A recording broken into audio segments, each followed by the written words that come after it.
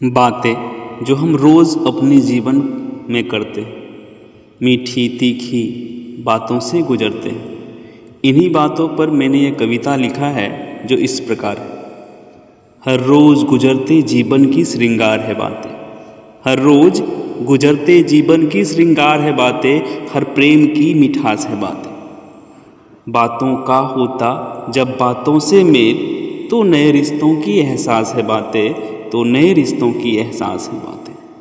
बातों की तो कई रंग है, बातों की तो कई रंग है, हर रंग में व्यवहार की पहचान है बातें। बातों का क्या बातों का कोई छोर नहीं, बिन इसके जीवन का कोई डोर नहीं, बिन इसके जीवन का कोई डोर नहीं। ये बातें कभी बागों में कोयल की चहक है, कभी पवन की गान। ये बातें कभी बागों में कोयल की चहक है, कभी पवन की गान। कभी नदियों की कलकल, कभी भोर में सूरज की लाली, कभी मन के विचारों की प्याली। बात बिना कागज का कोई मोल नहीं, बिन इसके जीवन का कोई डोर नहीं, बिन इसके जीवन का कोई डोर नहीं।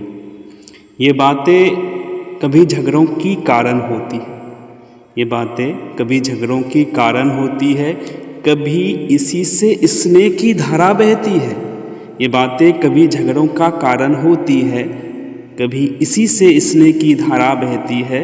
जब भी बोलो सोच समझकर, वरना ये बातें कहीं और जाती है।